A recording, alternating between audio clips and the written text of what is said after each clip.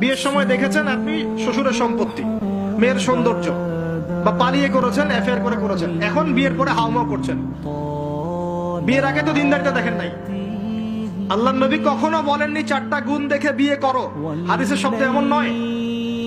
ওলামায়ে কেরামকে জিজ্ঞাসা করেন 4টা গুণ দেখে বিয়ে করো নয় শব্দটা, 4টা গুণ দেখে সাধারণত বিয়ে করা হয়।